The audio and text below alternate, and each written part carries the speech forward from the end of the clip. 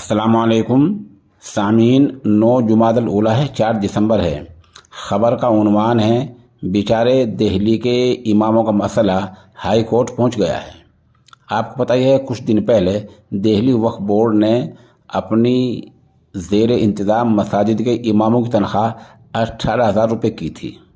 बताया जा रहा है कि दिल्ली वक्फ बोर्ड के पास तनख्वाहों के लिए पूरा पैसा नहीं है, इसलिए दिल्ली सरकार इस वक्फ बोर्ड को कुछ ग्रांट देती है।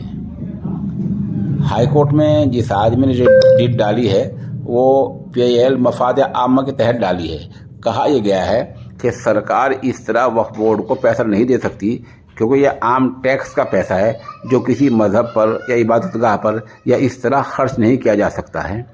मफाद आमा की दरख्वास्त में यह भी कहा गया है कि दिल्ली सरकार इमामों को तो इस तरह तनख्वाह दिलवा रही है, लेकिन मंदिर के पुजारियों को क्यों नहीं दिलवा रही है।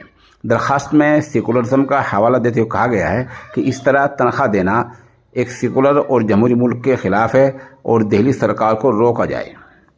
इस पर हमारी तरफ से कहना यह है कि दिल्ली में जो औक़ाफ़ की जायदादें हैं उनको मरकज़ी सरकार और ये जो लोग दरख्वास्त देने वाले हैं ये लोग मिलकर वक्फ बोर्ड के हवाले कर दें, तो दिल्ली वक्फ बोर्ड इतना मालदार और अमीर हो जाएगा कि दिल्ली तो क्या पूरे मुल्क के इमामों की तनख्वाह अदा कर सकता है।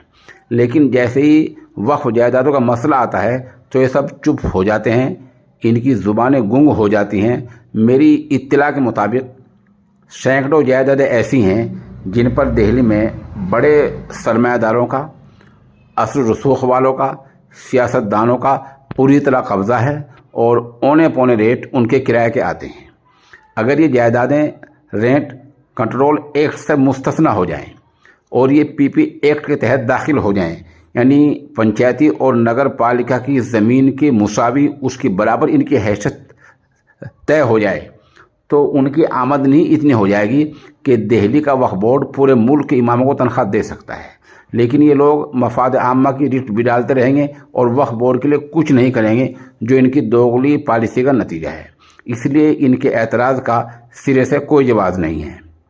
बहरहाल अगर हाई कोर्ट में मसला जाता है, जैसे कि चला भी गया है, तो इस बारे में दिल्ली सरकार को भी और खुद तंजीम आइम्मा मसाजिद दिल्ली को भी सख्त मौक़िफ़ इख्तियार करना चाहिए और दिल्ली वक्फ बोर्ड की जो जायदादें हैं उनसे नाजायज़ काबिलों का कब्ज़ा छुड़ाने की पूरी कोशिश की जानी चाहिए। और इस बीच का जो दखल है, जो बीच का वक्फा होगा, इसमें ये कोशिश की जाए कि हाई कोर्ट वक्फ बोर्ड के इमामों के हक़ में फ़ैसला करे और ये कोशिश आइन के दिए जो इख्तियारात हैं